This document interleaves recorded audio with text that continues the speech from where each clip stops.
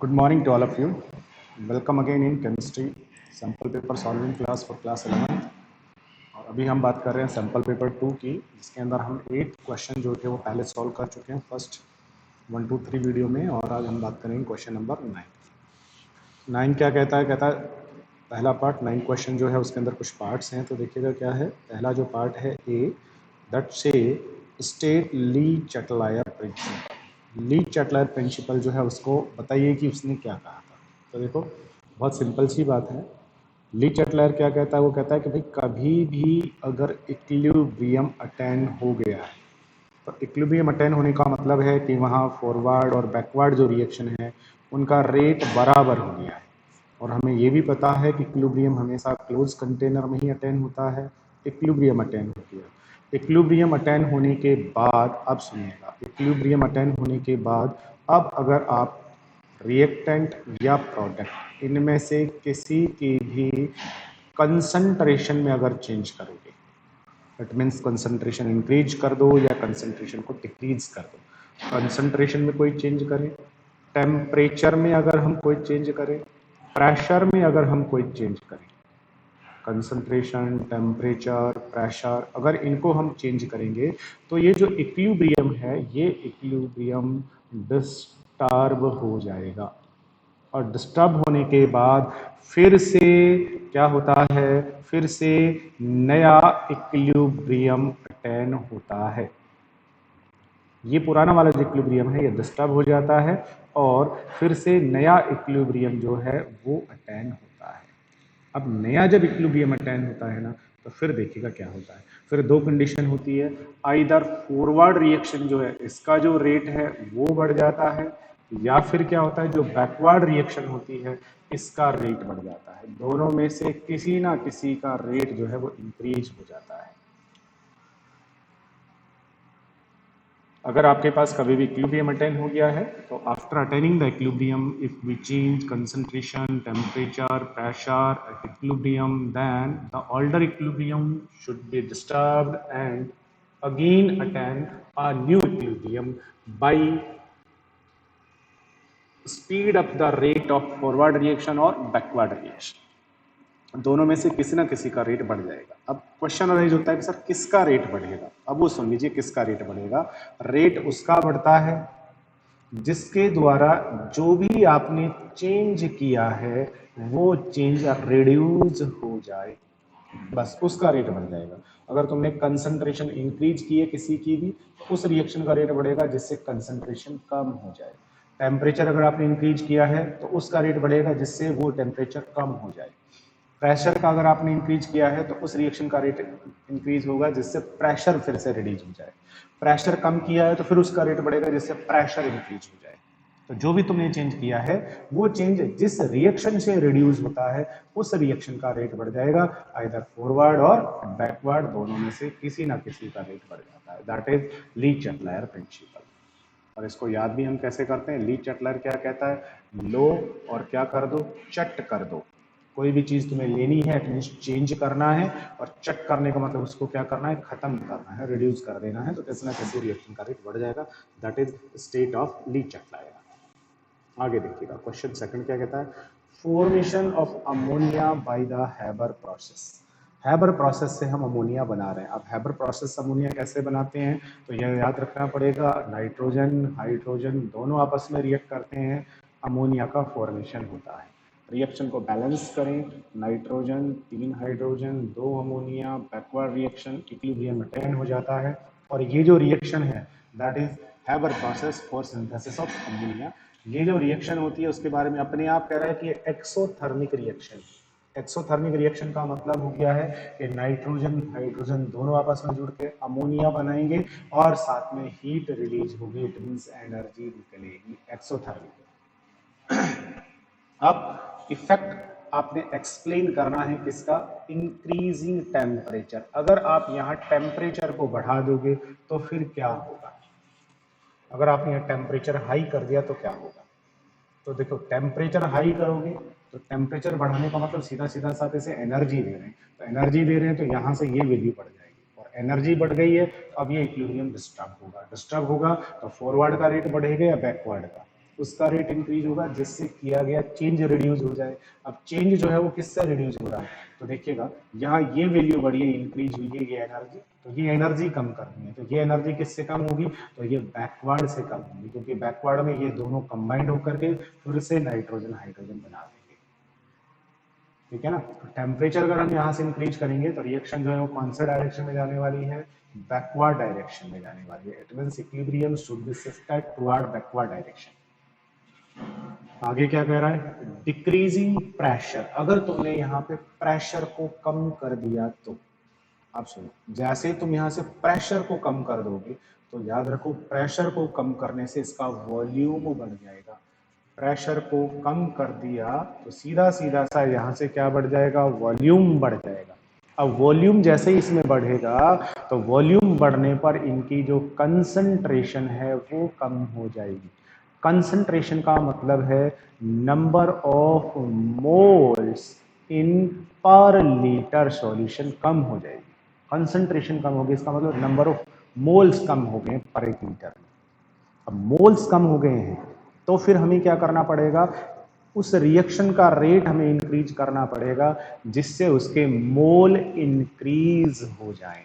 अब देखो मोल कौन सी रिएक्शन से इंक्रीज हो रहे हैं, तो प्रेशर का डायरेक्ट इफेक्ट नहीं देखना है, प्रेशर को कम करेंगे वॉल्यूम बढ़ेगा, वॉल्यूम बढ़ने से कंसंट्रेशन कम होगी, that means number of mole पर लीटर कम हो गए, नंबर ऑफ मोल पर लीटर में कम हो गए तो फिर किसी उस रिएक्शन का रेट इंक्रीज करना है जिससे नंबर ऑफ मोल फिर से बढ़ जाए।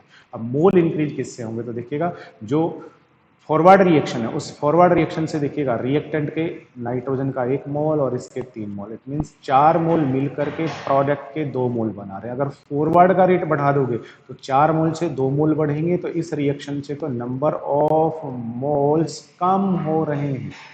और बैकवर्ड रिएक्शन से क्या होगा, तो बैकवर्ड से देखो क्या होगा, 2 मोल से मिलकर के कितने बन रहे हैं, 4 मोल, और मोल आपको इंक्रीज करना है। मोल किससे बढ़ेंगे, बैकवर्ड से, तो याद रखेंगे यहाँ इक्विलिब्रियम फिर से कौन से डायरेक्शन में शिफ्ट होगा, बैकवर्ड डायरेक्शन में ही शिफ्ट होगा। तो दोनों के अंदर जो इक्विलिब्रियम है वो बैकवर्ड डायरेक्शन में शिफ्ट होगा। On the yield of ammonia, अब बताइए अमोनिया की यील्ड पे क्या फर्क पड़ेगा, तो जब इक्विलिब्रियम दोनों में ही बैकवर्ड डायरेक्शन में शिफ्ट हो रहा है तो अमोनिया का सिंथेसिस क्या हो जाएगा, अमोनिया की जो यील्ड है वो यील्ड क्या हो जाएगी, कम हो जाएगी, क्योंकि इक्विलिब्रियम बैकवर्ड डायरेक्शन में गया है दोनों के अंदर। इसलिए चलिए अब आता है कुछ कन्वर्जन है ऑर्गेनिक केमिस्ट्री के, हाउ विल यू कन्वर्ट, इनको कन्वर्ट आप कैसे करोगे। ठीक है ना। तो कन्वर्जन में देखिएगा पहला जो कन्वर्जन है वो किसका है, बेंजीन से बनाना है मेटा नाइट्रोक्लोरोबेंजीन। तो एक बार हम क्या करेंगे, इसको सॉल्व करने के लिए पहले दोनों का स्ट्रक्चर ड्रॉ कर लेंगे।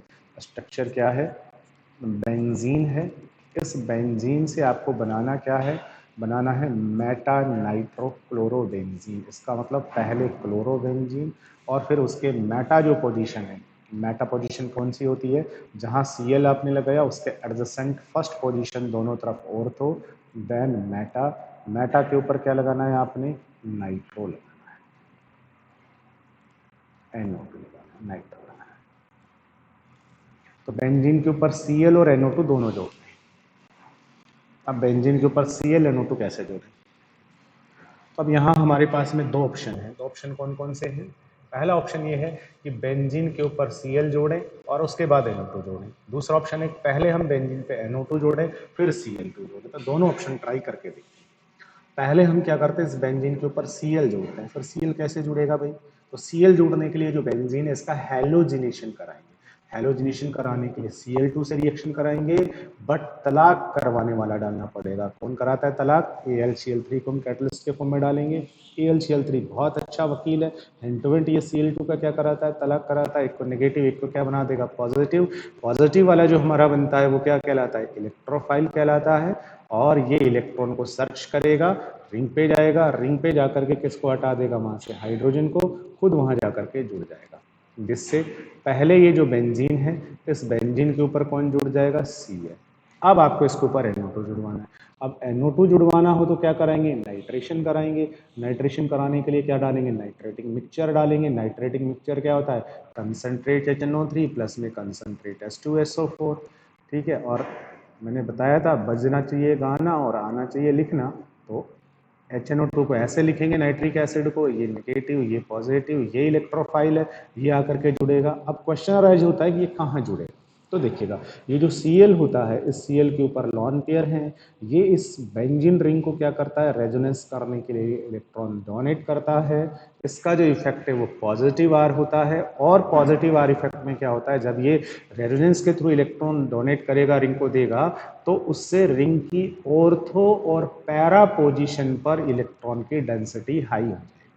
तो फिर ये नाइट्रो ग्रुप आकर के आइदर ऑर्थो और पैरा दोनों जगह जुड़ेगा, जिससे प्रोडक्ट जो है ना, वो प्रोडक्ट कौन से बनेंगे, ऑर्थो नाइट्रोक्लोरोबेंजीन और पैरा नाइट्रोक्लोरोबेंजीन बनेगा। बट हमें कन्वर्ट करना है, बनाना है Meta nitro. It means nitro को मेटा पे जुड़वाना है, लेकिन मेटा पे जुड़ेगा नहीं। क्यों? क्योंकि मेटा के ऊपर इलेक्ट्रॉन की डेंसिटी हाई नहीं है। क्यों नहीं है हाई? क्योंकि क्लोरीन जो यहाँ जुड़ा हुआ है रिंग के साथ, उसका प्लस आर इफेक्ट होता है, और रेजोनेंस के थ्रू इलेक्ट्रॉन ऑर्थो पैरा के ऊपर ज्यादा इंक्रीज करता है। ऐसा कह के हम समझ सकते हैं। तो अगर पहले Cl जोड़ा फिर NO2 जोड़ोगे तो ये तो नहीं जुड़ पाएगा, फिर तो NO2 ऑर्थो पैरा पे ही जुड़ेगा। हमें मेटा पे NO2 जोड़ना है, तो फिर क्या करते हैं, पहले हम इसके ऊपर नाइट्रो ही जोड़ते हैं। तो पहले हम इसका कराते हैं नाइट्रेशन। नाइट्रेशन कराने के लिए nitrating mixture concentrate HNO3 plus H2SO4 डालेंगे। तो इसको सही से लिख दो बस, OH NO2, OH negative, NO2 positive, ये बन गया हमारे पास में इलेक्ट्रोफाइल, जा करके वहां जुड़ जाएगा रिंग पर। और पहले बना लीजिए नाइट्रोबेंजीन। और नाइट्रोबेंजीन बनाने के बाद अब इसका कराइए हैलोजिनेशन, Cl2 से reaction in the presence of AlCl3। अब AlCl3 इसका तलाक करा देगा, इसको ब्रेक करके नेगेटिव पॉजिटिव बनाएगा, पॉजिटिव बन जाएगा इलेक्ट्रोफाइल, इलेक्ट्रोफाइल को इलेक्ट्रॉन की नीड है, आ गया रिंग पे। अब रिंग में कहाँ जुड़ेगा, तो याद रखिएगा नाइट्रो जो ग्रुप होता है, इसका इफेक्ट नेगेटिव आर होता है, और नेगेटिव आर के अंदर ये क्या करता है, इलेक्ट्रॉन लेकर के रेजोनेंस करता है, जिससे क्या होता है, ऑर्थो पैरा पे इलेक्ट्रॉन की डेंसिटी कम हो जाती है। तो ऑर्थो पैरा पे इलेक्ट्रॉन कम हो गए तो रिलेटिवली कहाँ इलेक्ट्रॉन हाई होते हैं, मेटा पे।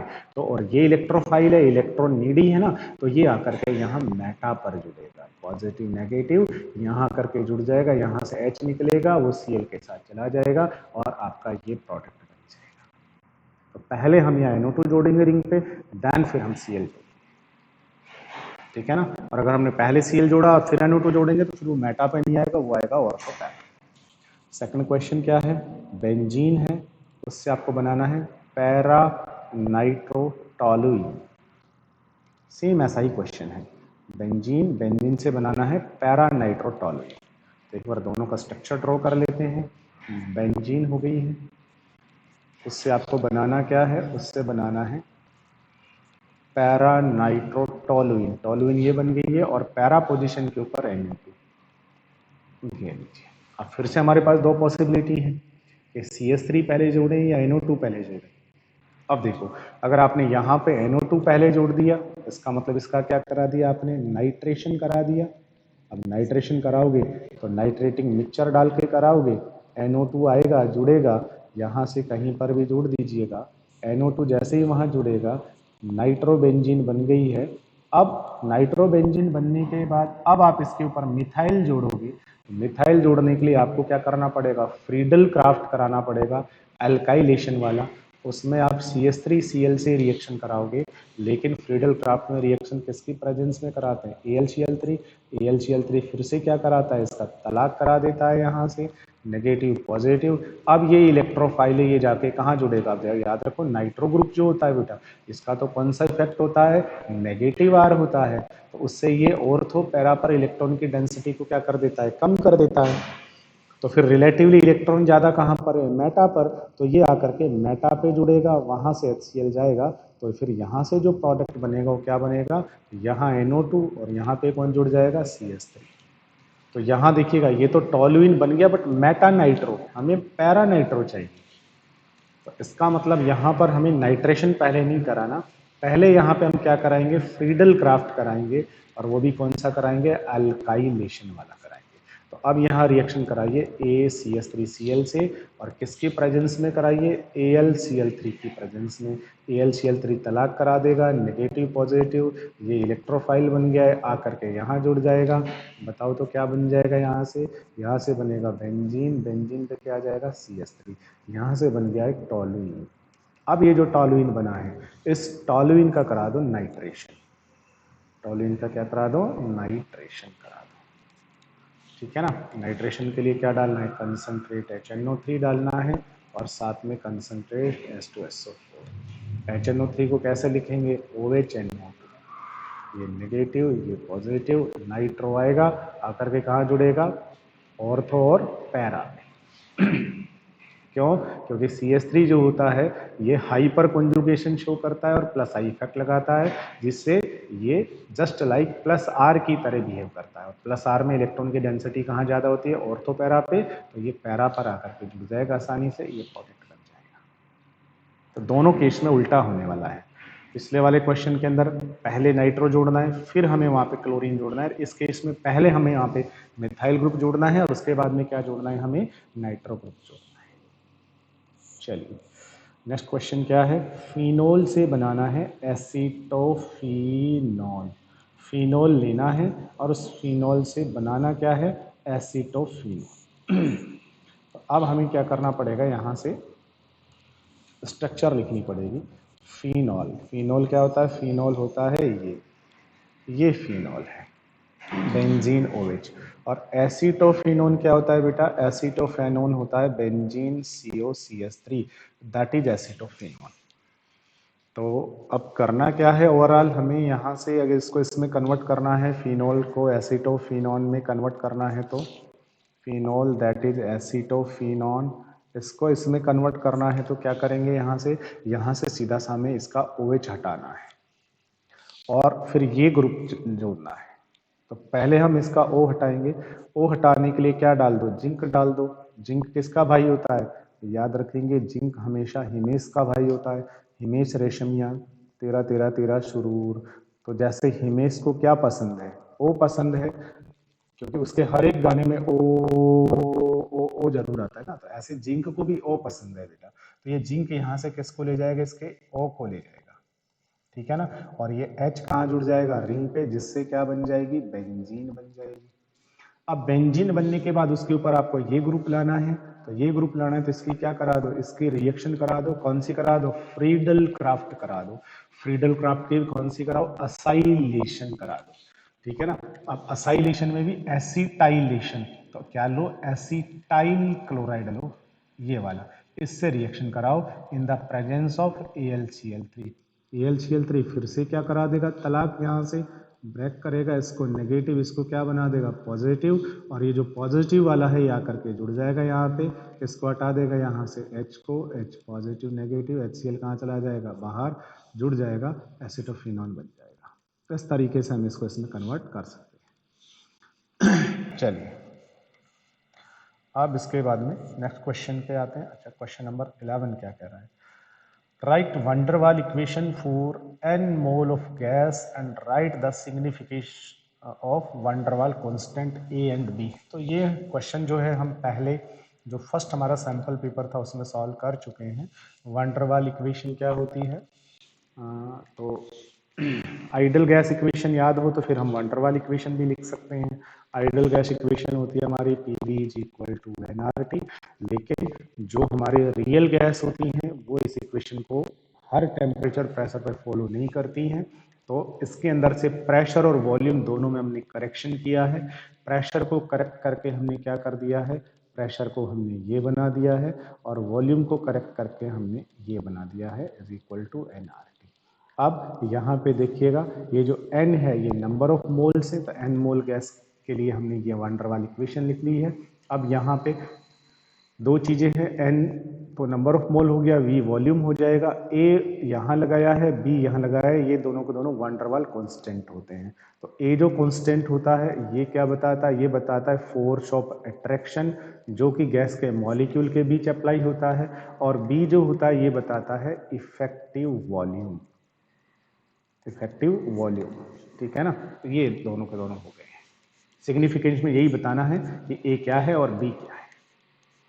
उसके बाद क्वेश्चन नंबर 11 पे आते हैं। 11 का और सेकंड पार्ट जो है वो सॉल्व करें। क्या कह रहा है, using the equation this show that a given temperature density of gas is proportional होती है उस गैस के प्रेशर के। इसका मतलब डेंसिटी और प्रेशर का रिलेशन बताना है। बता सकते हैं डेंसिटी प्रेशर का रिलेशन, बिल्कुल बता सकते हैं जी। उसके लिए हम आइडियल गैस इक्वेशन लिखेंगे। क्या होती है ideal gas equation? Ideal gas equation है P V is equal to N R T. N क्या है? Number of moles. मोल्स कैसे निकालते हैं? Given mass upon molar mass, इससे निकालते हैं। तो P V is equal to जो गैस है उसका गिवन मास अपॉन उसका मोलर मास आर टी। इसको हम ऐसे भी लिख सकते हैं, P V is equal to given mass R T upon molar मास। अब v को इधर ले आए तो इक्वेशन क्या बन जाएगी? बन जाएगी P is equal to W by V dot R T M. W क्या है? मास। v क्या है? वॉल्यूम। अब यहाँ से देखो, मास और वॉल्यूम जो है गैस का उसको हम कह सकते हैं उसकी डेंसिटी। तो P is equal to density gas की R T by M. R constant, T constant, M gas का मोलर मास है, वो हर गैस के लिए कांस्टेंट होता है, ये सब के सब कांस्टेंट। तो अब अगर हम इस कांस्टेंट और प्रोपोर्शनल को हटाएं तो प्रेशर डायरेक्टली प्रोपोर्शनल आ जाएगा किसके बेटा? उस गैस की डेंसिटी के। ये लीजिए, यही उसने पूछा है कि प्रेशर और डेंसिटी दोनों एक दूसरे के प्रोपोर्शनल हैं, इसको आप प्रूव करके बता दो। अगला क्वेश्चन क्या कह रहा है? कैलकुलेट द वेट का मतलब मास पूछ रहा है, ऑफ मीथेन का मास पूछ रहा है। अगर वो गैस किस में भरी है? 9 लीटर के सिलेंडर में भरी है, टेम्परेचर इतना है और प्रेशर इतना है। तो इस टेम्परेचर प्रेशर के ऊपर ना इस गैस का मास बता दो। ठीक है, तो हम इसे सॉल्व कर सकते हैं। सॉल्व करने के लिए क्या लगा देंगे? वही आइडियल गैस इक्वेशन लगा देंगे। आइडियल गैस इक्वेशन क्या है? PV is equal to PV is equal to N R T. N is equal to क्या है? PV is equal to given mass upon molar mass R T हो गया। अब देखो इस क्वेश्चन में क्या दिया हुआ है? पी प्रेशर दिया हुआ है क्या? हाँ 16 एटीएम है। वी वॉल्यूम दिया हुआ है क्या? बिल्कुल 9 लीटर है। इज इक्वल टू डब्ल्यू उसका मास वेट बताना ही है, मोलर मास। तो CH4 गैस बता दी, इसका मोलर मास कितना हो जाएगा? तो देखो इसका मोलर मास हम कैलकुलेट कर लेंगे। कार्बन का 12 एटॉमिक मास, इनका 111 कितना हो गया? 16 ग्राम। ये इसका मोलर मास हो गया। तो 16 मोलर मास। आर की वैल्यू हम जानते हैं, टी यहाँ दिया हुआ है, सब कुछ चीज रख दो। बताओ डब्ल्यू का कैलकुलेशन हो जाएगा कि नहीं हो जाएगा? तो जो भी गैस है उसका कितना मास होगा वो हम कैलकुलेट कर सकते हैं। उसके बाद क्वेश्चन नंबर 12 जो क्वेश्चन है ये थर्मोडायनेमिक्स से रिलेटेड है। तो देखिए क्वेश्चन क्या है, थर्मोडायनेमिक का क्वेश्चन है। क्वेश्चन का फर्स्ट पार्ट जो है वो रीड करें हम। State any one condition in which change in enthalpy is equal to change in internal energy. तो पहला जो क्वेश्चन है वो दो चीज़ों की बात कर रहा है, इंथैल्पी के चेंज की और इंटरनल एनर्जी के चेंज की। दोनों का रिलेशन क्या होता है? तो मैंने तुम्हें बताया है, हम तुम दोनों रात में, ठीक है ना। हम का मतलब डेल्टा एच बराबर डेल्टा यू होता है, प्लस दोनों का मतलब डेल्टा एन जी होता है आर टी। ये इनका रिलेशन होता है। अब दोनों बराबर कब होंगे? तो बराबर देखिएगा कब होंगे, जब डेल्टा एन जो है वो कितना हो जाए? 0। तो 0 से इसको आर टी को मल्टीप्लाई करेंगे पूरा 0, तो उस केस में डेल्टा एच किसके बराबर हो जाएगा? डेल्टा यू के बराबर हो जाएगा। अब डेल्टा एन 0 कब होगा? तो डेल्टा एन क्या होता है? ये डेल्टा एन जो है जी ये होता है gaseous mole of product, gaseous mole of product minus gaseous mole of reactant. Reactant और प्रोडक्ट में जो गैसियस मोल्स हैं उनका डिफरेंस अगर 0 है, जैसे जैसे अगर आपको कहा जाए H2 गैस प्लस में Cl2 gas is equal to 2HCl gas. अब यहाँ अगर आपको डेल्टा एन निकालना हो तो डेल्टा एन जी का मतलब है प्रोडक्ट के, गैसियस प्रोडक्ट के टोटल मोल कितने हैं? 2, माइनस गैसियस रिएक्टेंट के टोटल मोल। तो रिएक्टेंट के टोटल मोल कितने हैं 2 इज इक्वल टू 0। तो इस केस में जो है इंटरनल एनर्जी का चेंज और इंथैल्पी का चेंज दोनों बराबर होंगे। चलिए सेकंड पार्ट क्या है, द इंथैल्पी ऑफ एटमाइजेशन दिया हुआ है, कितनी है, कोई इक्वेशन है उसकी एटमाइजेशन की इंथैल्पी आपको दी हुई है। अब आपको यहाँ से बताना क्या है, बॉन्ड एनर्जी बतानी है CH की। तो देखो ये जो रिएक्शन दी हुई है उसमें CH4, इसको हमने एटम्स में कन्वर्ट किया, तो उसके लिए हमें यहाँ से सारे बॉन्ड तोड़ने पड़े। CH के सारे बॉन्ड तोड़े तो कार्बन अलग हो गया है और 4H अलग हो गया है। और एनर्जी कितनी देनी पड़ी है हमें, तो इस रिएक्शन की इंथैल्पी है -1665, सॉरी प्लस होगी क्योंकि देनी पड़ रही है एंडोथर्मिक, इसलिए इतना किलो जूल पर मोल। अब आपको बताना है CH बॉन्ड की एनर्जी। तो देखो इस रिएक्शन में CH बॉन्ड टूटे हैं, बट बताओ तो कितने मोल बॉन्ड टूटे हैं, तो देखो 4 मोल बॉन्ड यहाँ पर ब्रेक हुए हैं, ये बॉन्ड ये बॉन्ड ये बॉन्ड ये बॉन्ड। अगर ये पूरा का पूरा एक मॉलिक्यूल है तब तो 4 बॉन्ड ब्रेक हुए, और ये पूरा 1 मोल है तो फिर यहाँ से हमने 4 मोल बॉन्ड ब्रेक किए। तो 4 मोल बॉन्ड को ब्रेक करने में इतनी एनर्जी देनी पड़ी। अब आपको इसके 1 मोल बॉन्ड की बतानी है, तो फिर बताओ CH बॉन्ड की कितनी होगी एंथैल्पी। तो ये जो टोटल एनर्जी देनी पड़ी इसमें 4 का डिवाइड लगा दो, तो ये आपके पास आ जाएगी इसकी एवरेज बॉन्ड एंथैल्पी। अब क्या कह रहा है, standard molar enthalpy of formation is just a special case of enthalpy of reaction. बिल्कुल, is the reaction enthalpy for the following reaction same as formation enthalpy. देखिए कोई भी रिएक्शन अगर हुई है, कोई भी रिएक्शन तुमने लिखी है, तो उस रिएक्शन की तो कुछ ना कुछ इंथैल्पी होगी, तो ये रिएक्शन की इंथैल्पी है।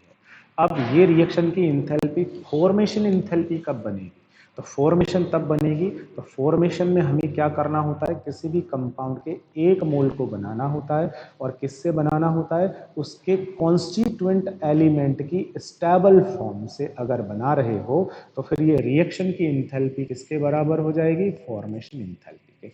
अब यहाँ जो एक इक्वेशन दी है उसमें कैल्शियम ऑक्साइड दिया हुआ है और CO2 दिया है और CaCO3 बना दिया है, ये रिएक्शन की इंथैल्पी है। अब ये इसने दी हुई है माइनस समथिंग, कुछ तो लिखा हुआ है यहाँ पे 178.3 किलो जूल पर मोल, ये रिएक्शन की इंथैल्पी है।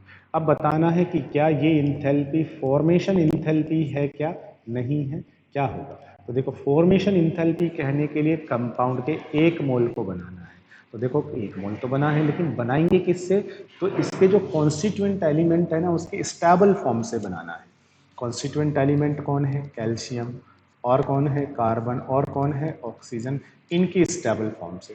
तो कैल्शियम की स्टेबल फॉर्म क्या होता है, कैल्शियम ही होता है। कार्बन की स्टेबल फॉर्म क्या होता है, ग्रेफाइट होता है। ऑक्सीजन की स्टेबल फॉर्म O2। तो अगर आप ये कैल्शियम कार्बोनेट कैल्शियम ऑक्सीजन और कार्बन से बनाते तब तो ये फॉर्मेशन इंथैल्पी होती, बट यहाँ तो आपने कंपाउंड से बनाए हैं, तो ये रिएक्शन इंथैल्पी तो है, but it not follow formation enthalpy. तो ये फॉर्मेशन इंथैल्पी नहीं होगी, ओनली रिएक्शन इंथैल्पी। अब क्या कह रहा है, the combustion of benzene gives CO2 and water, that heat of combustion at constant volume this, calculate heat of combustion kilo joule mol and constant pressure. Heat of combustion calculate कर दीजिएगा constant pressure पे, और ये आपको constant volume पे दी हुई है। क्या पूछना चाह रहा है, देखिएगा इसके लिए आपको कुछ चीजें समझनी पड़ेगी। देखो एक होता है इंटरनल एनर्जी का चेंज और एक होता है इंथैल्पी चेंज। इंटरनल एनर्जी का जो चेंज होता है ये भी हीट के बराबर होता है, ये भी हीट के बराबर होता है, लेकिन इंटरनल एनर्जी का चेंज ये उस हीट के बराबर होता है जो कि वॉल्यूम को कांस्टेंट करके दी जाती है, और इंथैल्पी का चेंज उस हीट के बराबर होता है जो कि प्रेशर को कांस्टेंट करके दी जाती है। अब इस इक्वेशन में क्या दिया हुआ है, give that heat of combustion at constant volume, constant volume पर हीट ऑफ कंबशन दिया हुआ है, मतलब आपको डेल्टा यू दिया हुआ है। अब क्या पूछ रहा है, calculate heat of combustion in kilojoule per mole at constant pressure. Constant pressure के ऊपर निकलने वाली उसकी हीट जो है उसे कैलकुलेट करो, इसका मतलब डेल्टा एच पूछ रहा है। अब ये दिया है, ये पूछ रहा है, दोनों का रिलेशन हमें याद होना चाहिए। हम तुम दोनों रात में, बस ये लो। अब ये सारी वैल्यूज लिख दो। यहाँ से डेल्टा एच ये कैलकुलेट करना है, डेल्टा यू तुम्हें दिया है, डेल्टा एन चाहिए, आर टी चाहिए, टी टेम्परेचर उसने दिया है, आर की वैल्यू हमें पता होती है, बस डेल्टा एन लिखना है। अब डेल्टा एन कैसे लिखेंगे, द कंबशन ऑफ बेंजीन, तो बेंजीन लिखो पहले, तो बेंजीन हमारे पास हो गया C6H6, ठीक है बेटा। अब इस बेंजीन का हमने कंबशन करा है O2 से, क्या बन रहा है, O2 से कंबशन कराने पर, अब देखो बेंजीन लिक्विड है ना, तो यहाँ लिक्विड लिखेंगे, ऑक्सीजन गैस होगी, कंबशन कराने से कार्बन ऑक्सीजन कंबाइंड होकर बना रहे हैं CO2 गैस, और हाइड्रोजन ऑक्सीजन कंबाइंड होकर बनाते हैं वाटर, वो भी गैसियस, यानी वाटर, वाटर लिक्विड लिखा है इसमें, तो वाटर हम लिक्विड लिखेंगे। अब रिएक्शन को पहले बैलेंस करो, बैलेंस करने के लिए कार्बन कितने हैं 6, तो CO2 भी 6 बनेंगे, हाइड्रोजन कितने हैं 6, तो वाटर कितने बनेंगे यहाँ से 3। अब ऑक्सीजन को बैलेंस करो, ऑक्सीजन कितनी होगी यहाँ पे 6 2 जा 12 और 3 15, 15 ऑक्सीजन का मतलब हो गया 15/2 O2। अब आप डेल्टा एन निकालो, डेल्टा एन जी क्या होता है, गैसियस प्रोडक्ट, प्रोडक्ट में ये लिक्विड है, ये काउंट नहीं होगा, गैसियस प्रोडक्ट कितने हैं 6, माइनस गैसियस रिएक्टेंट, ये लिक्विड है, ये काउंट नहीं होगा, गैसियस रिएक्टेंट कितने हैं हमारे पास में 15/2, 15/2 का मतलब कितना हो गया 7.5 हो गया है, तो ये कितना हो गया हमारे पास में डेल्टा एन जी जो है वो यहाँ पे कितना आ जाएगा -1.5 आ जाएगा आपके पास। तो डेल्टा एन की वैल्यू रखेंगे, आर तुम्हारे पास है, टी दिया हुआ है उसने डिग्री सेल्सियस केल्विन में रखेंगे, उसके बाद डेल्टा यू दिया हुआ है, डेल्टा एच को कैलकुलेट करना है, इस तरीके से इसे कैलकुलेट कर। उसके बाद अब हम लास्ट क्वेश्चन पे आ जाते हैं। लास्ट क्वेश्चन क्या है, calculate the enthalpy of reaction, इस रिएक्शन की इंथैल्पी बतानी है बस केवल। रिएक्शन क्या है, N2O4 गैस प्लस में thrice CO gas is equal to N2O gas plus में थ्राइस CO2 गैस। इस रिएक्शन की इंथैल्पी बता दो। अब क्या दिया है, गिवन दिया है formation enthalpy of CO, CO की फॉर्मेशन इंथैल्पी। अब CO कैसे बनता है, तो देखो CO बनाना है, 1 मोल बनाना है, सबसे स्टेबल फॉर्म से बनाना है, तो कार्बन में लेना है ग्रेफाइट, ठीक है, और O2 लेनी है, CO बनेगा, तो हाफ O2 लीजिए, 1 मोल CO। तो अब इस रिएक्शन की इंथैल्पी तुम्हें दी है कितनी है भाई, -110 किलो जूल पर मोल। फिर फॉर्मेशन इंथैल्पी दी है CO2 की। अब CO2 कैसे बनता है, तो CO2 बनाने के लिए फिर आपको क्या करना है, कार्बन ग्रेफाइट लेना है और साथ में O2 लेनी है गैस, CO2 बनेगी 1 मोल, फॉर्मेशन इंथैल्पी हो गई है कितनी -393 किलो जूल पर मोल। फिर फॉर्मेशन इंथैल्पी दी है N2O की, फॉर्मेशन इंथैल्पी है हमारे पास में N2O की। N2O की कैसे लिखेंगे, तो N2O कैसे बनता है, तो इसके कॉन्स्टिट्यूएंट एलिमेंट नाइट्रोजन गैस और ऑक्सीजन गैस दोनों को लीजिए, बनाइए 1 मोल, 1 मोल बनाने के लिए N2 तो चाहिएगा, ये हाफ लीजिएगा। अब इसकी फॉर्मेशन इंथैल्पी आ गई है कितनी है 81 किलो जूल पर मोल। उसके बाद किसकी है फॉर्मेशन इंथैल्पी N2O4, N2O4 उसकी फॉर्मेशन इंथैल्पी, तो इसका 1 मोल बनाने के लिए आपको N2 और O2 लेनी है, 4 तो मतलब 2O2, ये लो इसकी फॉर्मेशन इंथैल्पी, ये कितनी है भाई 9.7 किलो जूल पर मोल। अब ये डाटा है, इससे आपको इसकी इंथैल्पी कैलकुलेट करनी है। तो ऐसा मैंने पहले वाले सैम्पल पेपर में भी आपको समझाया है। इस तरीके के क्वेश्चन को सॉल्व करने के लिए क्या करते हैं, तो इसको सॉल्व करने के लिए आपके पास में एक होती है डिजायर रिएक्शन, ये डिजायर रिएक्शन हमें इसके इंथैल्पी चाहिए, और ये है आपके पास गिवन डाटा। तो आप इन डाटा को ऐसे अरेंज करो ताकि तुम्हारी वो इक्वेशन बन जाए।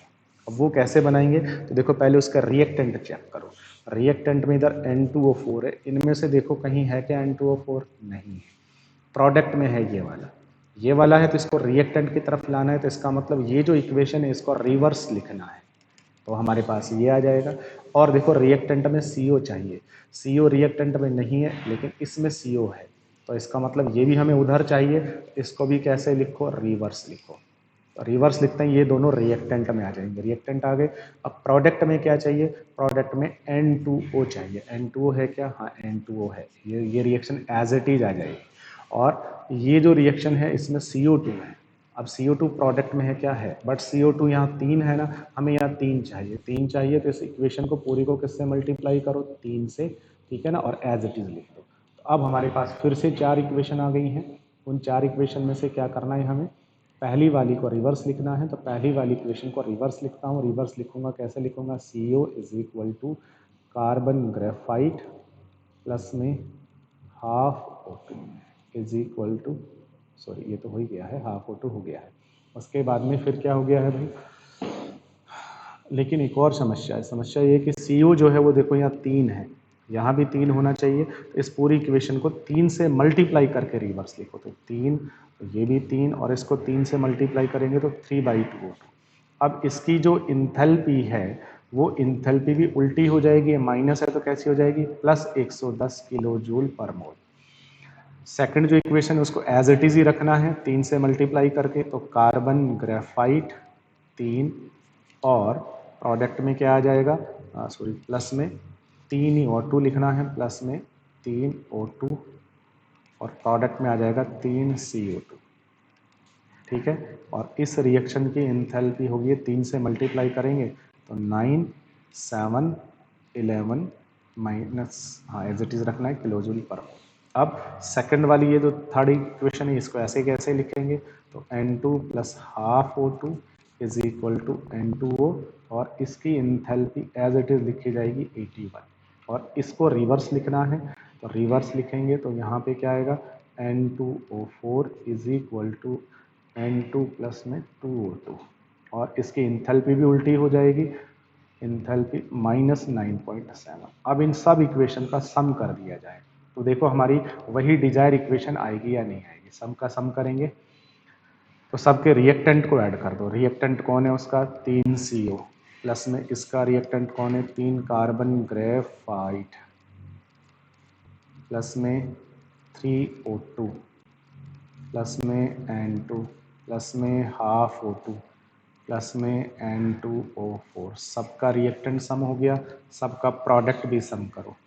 प्रोडक्ट क्या है पहले वाले का, 3 carbon graphite plus 3/2O2 plus इसका है 3CO2 प्लस प्लस इसका है N2O प्लस है N2 प्लस 2O2, ये लीजिए, ये सबका सम हो गया। अब जो कट सकता है उसे काटिए, तो देखो इधर क्या है, 3 CO, इधर 3 CO नहीं है, इधर 3 कार्बन ग्रेफाइट इधर भी है, उसके बाद इधर क्या है, ऑक्सीजन, ऑक्सीजन कितना है, 3 ऑक्सीजन ये है, हाफ ये है ना, और इधर कितना है, इधर इधर है 1.5 ऑक्सीजन और 2 ये, कितना हो गया भाई, 2 3 3.5 ऑक्सीजन, तो 3.5 2 से 2 चला जाएगा, हाफ 3.5 इधर 3 इधर और आधा इधर, 3.5 से 3.5 खत्म पूरा का पूरा। अब क्या बच गया इधर, नाइट्रोजन 1, इधर भी नाइट्रोजन 1, खत्म। और कुछ बचा क्या, अब कुछ नहीं बचा। तो क्या इक्वेशन बन गई है, इक्वेशन बन गई है 3 CO प्लस में N2O4 is equal to 3 CO2 plus N2O। देखो दिखा, यही हमारी डिजायर इक्वेशन है या नहीं है, तो चेक करेंगे वहाँ पे, तो देख लो यही हमारी डिजायर इक्वेशन है, N2O4 3 CO, N2O4 3 CO, 3 CO2 और N2O, बिल्कुल। तो अब जब हमने इन सब इक्वेशन को सम किया है तो ये जो हमारे पास इक्वेशन आई है इसकी जो इंथैल्पी होगी वो इंथैल्पी इन सब इंथैल्पी के सम के बराबर हो जाएगी। सबको जोड़ दीजिए, 110 प्लस में माइनस का 11 9 7 प्लस में 81 प्लस में माइनस 9.7, इसको सबको सॉल्व कर लीजिए। 110 माइनस 11 7 9 प्लस 81 माइनस 9.7 सॉल्व कर लीजिए और इंथैल्पी आ जाएगी किलो जूल पर मोल। इस तरीके से हम यहाँ पे किसी भी थर्मोडायनेमिक के क्वेश्चन को सोल्व कर सकते हैं। बस आपको जो डिजायर इक्वेशन है जिसकी एंथैल्पी निकालनी है वो लिखो, और जितने भी डाटा दिया है उस डाटा को लिखो, और फिर ये जो दी हुई इक्वेशन है डाटा वाली उनको अरेंज करना है केवल, कि जो रिएक्टेंट चाहिए तो प्रोडक्ट की तरफ है तो उसको रिवर्स करके लिख दो, रिएक्टेंट की तरफ है रिवर्स करके लिख दो, जैसा भी उसको कर सकते हैं, बट डिजायर वही आनी चाहिए, ठीक है ना। और किसी चीज से मल्टीप्लाई करना पड़े तो मल्टीप्लाई करो ताकि बैलेंस हो जाए इक्वेशन। इंथैल्पी को भी मल्टीप्लाई करो, उल्टा कर रहे हो तो इंथैल्पी का साइन चेंज कर दो बस केवल, फिर सब इक्वेशन को जोड़ दो, डिजायर आ गई है, सब इक्वेशन के इंथैल्पी को ऐड कर दो, तो फिर जो डिजायर इक्वेशन उसकी इंथैल्पी आ जाए। इस तरीके से सैंपल पेपर नंबर 2 हमारा होता है कंप्लीट। तो नेक्स्ट वीडियो में हम क्या करेंगे, सैंपल पेपर नंबर 3 को सॉल्व करेंगे। Okay, thank you to all of you.